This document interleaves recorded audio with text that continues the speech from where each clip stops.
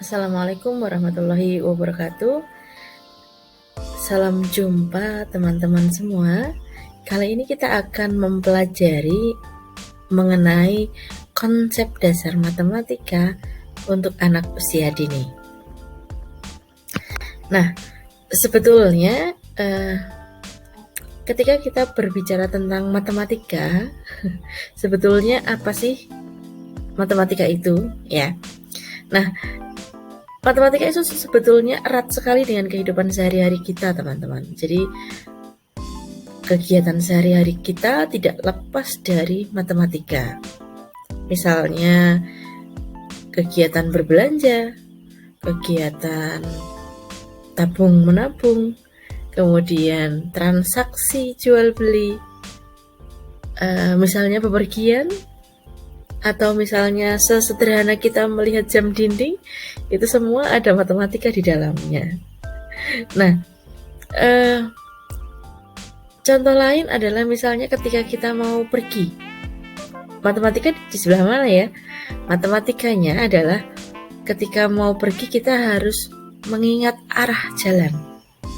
Nah, kemudian kita perlu tahu berapa jaraknya, berapa waktu tempuhnya, dan kalau kita mau menempuh dengan waktu yang cepat atau singkat, maka berapa kecepatan yang harus kita gunakan. Waduh, ini sudah matematika semua ya. Belum lagi kalau kita nanti masuk ke mall, menghitung diskon, atau kita jual beli menghitung laba, dan lain-lain sebagainya ya teman-teman. Jadi hampir semua hal yang kita lakukan sehari-hari ini erat sekali kaitannya dengan matematika. Jadi prinsipnya ketika kita berpikir matematika, maka kita akan membicarakan tentang konsep-konsep persamaan, perbedaan, kemudian pengaturan informasi atau data, itu juga bagian dari matematika. Kemudian angka-angka, penjumlahan, pola, ruang, kemudian geometri misalnya, bentuk-bentuk ya atau geometri, dan perkiraan ataupun perbandingan, itu juga matematika. Nah, kalau kita berbicara matematika yang erat kaitannya dengan kegiatan sehari-hari, maka idealnya kapan sih matematika itu bisa mulai diajarkan kepada anak-anak? Jadi sebetulnya matematika itu sudah bisa diperkenalkan pada anak-anak di usia dini, bahkan sejak anak-anak itu lahir ya. Anak usia dini ini dari usia lahir sampai dengan 6 tahun ya teman-teman, bisa melalui kegiatan sehari-hari dan pengalaman bermainnya. Jadi permainan yang dilakukan anak-anak itu sebetulnya mengandung konten-konten matematik ya. Bisa lebih diperlihatkan atau ditunjukkan dengan konsep-konsep yang jelas. Nih misalnya kalau ada anak yang berbagi kue dengan teman, ini ada konsep matematika di sana ya.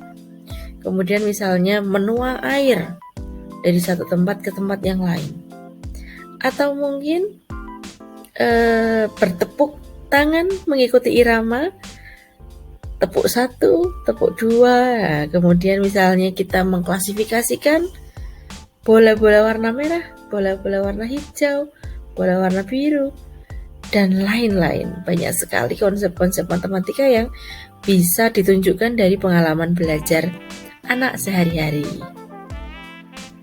Nah, setelah ini nanti kita akan mempelajari berbagai konsep matematika yang bisa diajarkan pada anak usia dini. Bisa di bawah 3 tahun atau di usia 3 sampai 6 tahun. Nah, menurut NCTM ya, National Council of Teachers of Mathematics, ada harapan matematika untuk anak usia dini. Jadi ada standar matematika untuk anak usia dini. Di antaranya yang pertama adalah bilangan. Kemudian yang kedua adalah aljabar. Yang ketiga adalah penggolongan. Yang keempat pola-pola. Yang kelima geometri, keenam pengukuran, 7 analisis data dan probabilitas. Jadi sebetulnya ini adalah 7 konsep yang harapannya secara matematis bisa dipahami oleh anak-anak usia dini. Kita harapkan ya, harapan matematika kita untuk anak-anak usia dini. Kemudian yang pertama ini tentang bilangan. Jadi salah satu konsep matematika yang paling penting untuk dipelajari anak adalah mengenai kepekaan terhadap bilangan. Artinya nggak sekedar menghitung ya teman-teman, tidak sekedar menjumlahkan atau mengurangi, tetapi dia lebih ke mengembangkan rasa, kuantitas ya, dan pemahaman kesesuaian satu lawan satu. Jadi kalau ada kepekaan anak-anak terhadap bilangan itu berkembang, maka mereka bisa lebih tertarik pada berhitung. Jadi berhitung itu tidak kemudian menjadi beban untuk anak-anak, tetapi mereka melakukannya dengan sukacita. Ini yang perlu kita tanamkan sejak dini. Sehingga kalau ada momok-momok atau ketakutan bahwa matematika sulit, ini bisa diminimalisir oleh teman-teman yang mengajarkan konsep dasar di usia dini. Kemudian yang kedua aljabar. Nah, jadi aljabar itu menurut NCTM ya, ini diawali dengan menyortir, menggolongkan, membandingkan, kemudian menyusun benda-benda menjadi bentuk, menjumlahkan, dan sifat lain juga masih ada ya, seperti menggambarkan, memperluas pola, dan lain-lain. Ini lebih ke aljabar. Kemudian yang ketiga, penggolongan atau klasifikasi. Jadi ini penting sekali untuk mengembangkan konsep matematika ya, supaya anak bisa menyortir. Nah, jadi kata kuncinya di sini keywordnya adalah keserupaan. Apakah dia sama atau berbeda?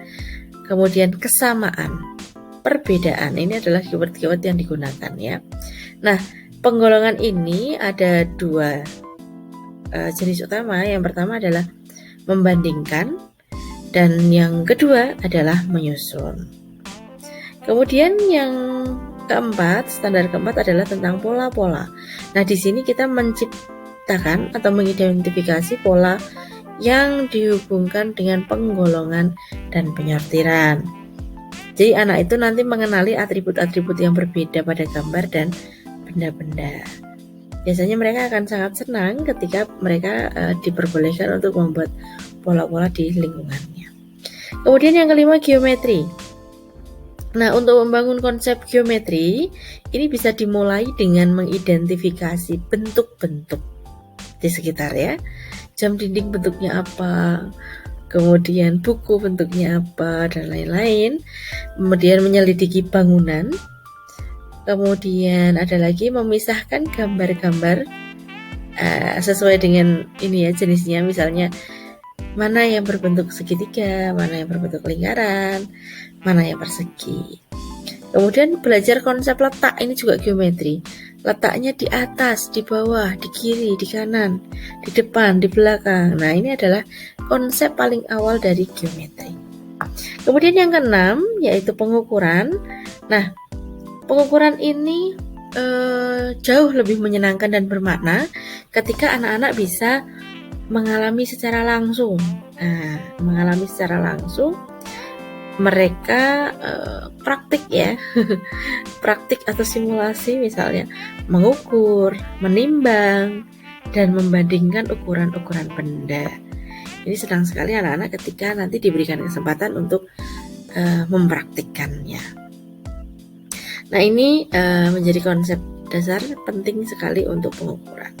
Kemudian yang ketujuh, standar analisis data dan probabilitas.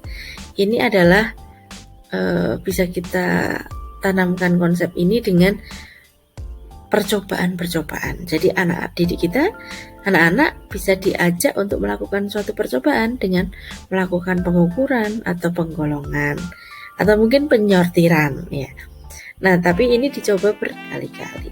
Inilah bedanya analisis data dan probabilitas. Nah, kalau dicoba berkali-kali, kemudian anak-anak akan mendapatkan data-data yang berbeda. Nah, inilah yang disebut analisis data dan probabilitas. Nanti misalnya hari pertama nilainya contoh paling sederhana ya, misalnya anak-anak itu menghitung daun. Nah, mengumpulkan berbagai daun yang ada di lingkungan sekolah. Kemudian daunnya nanti dihitung, daun jenis apa yang jumlahnya lebih banyak. Nah, ini sudah masuk ke analisis data dan probabilitas. Nanti anak-anak ditanya, besok kira-kira daun apa yang akan lebih banyak kita temukan ketika kita mengumpulkan daun lagi seperti ini. Nah, ini sudah masuk ke kategori probabilitas. Oke, kita lanjutkan. Untuk anak-anak usia dini itu menanamkan konsep matematika itu memang dengan menggunakan permainan ya. Nah, permainan ini ada diklasifikasikan atau dibagi menjadi 7 jenis permainan ya. Permainan di jalur matematika. Yang pertama adalah bermain pola.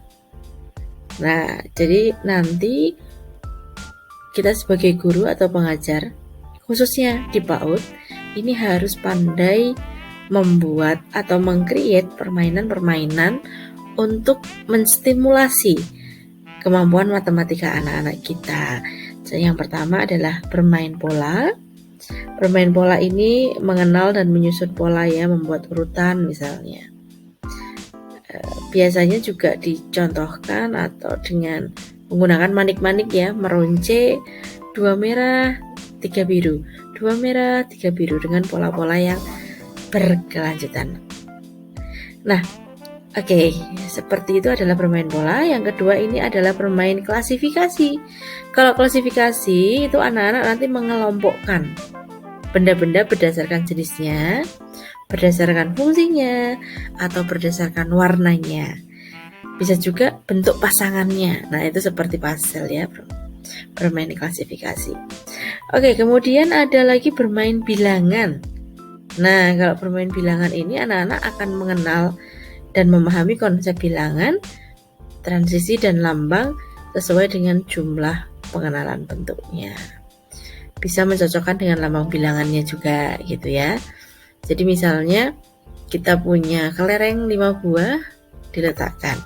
Kemudian anak-anak suruh pilih mana jumlah kelereng yang tepat. Nanti dipilih dengan angka 5. Itu contoh-contoh bermain bilangan ya. Kemudian bermain ukuran. Nanti anak-anak bisa memahami mengenai ukuran-ukuran standar seperti panjangnya, tingginya berapa, beratnya berapa. Kemudian mereka juga lakukan itu dengan menggunakan alat ukur. Alat ukur yang sederhana ya, yang bisa diperoleh atau dimiliki oleh semuanya. Meskipun alat-alat ukurnya tidak baku, itu tidak masalah. Seperti berapa jari, berapa jengkal, berapa langkah. Nah, itu boleh kita gunakan untuk bermain ukuran bersama siswa-siswi. Kemudian yang kelima ada bermain geometri. Nah, di sini nanti anak-anak bisa menyebutkan berbagai macam benda berdasarkan bentuknya masing-masing. Oke, kemudian ada bermain estimasi atau memperkirakan. Jadi kalau memperkirakan ini mereka punya kemampuan untuk memperkirakan sesuatu. Jadi misalnya perkiraan waktu, perkiraan luas, perkiraan apalagi ya, misalnya perkiraan lain yang mungkin bisa ditemukan oleh siswa-siswi dan juga Bapak Ibu gurunya. Kemudian yang ketujuh adalah bermain statistika. Nah, kalau bermain statistika ini biasanya dilakukan dengan pengamatan dari objek tertentu. Biasanya pengamatan visual dulu ya. Nah, itu kemudian menjadi data-data statistik dan dijabarkan secara sederhana oleh para siswa dan juga guru. Nah, teman-teman, secara garis besar inilah yang nanti akan kita pelajari di mata kuliah ini ya, selama 1 semester ke depan. Nah, untuk sementara materi cukup sekian dulu mengenai konsep awal. Nantikan pembelajaran selanjutnya mengenai berbagai bidang matematika untuk anak usia dini khususnya, dan juga mungkin kita akan mengembangkan berbagai permainan di jalur matematika untuk anak usia dini. Baik, terima kasih. Demikian pemaparan materi singkat. Semoga dipahami dan tetap semangat belajar untuk semuanya. Terima kasih. Assalamualaikum warahmatullahi wabarakatuh.